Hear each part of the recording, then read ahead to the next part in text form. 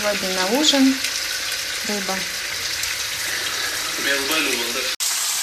Бүгін жолдашым бізге балық жасап берейін dedi.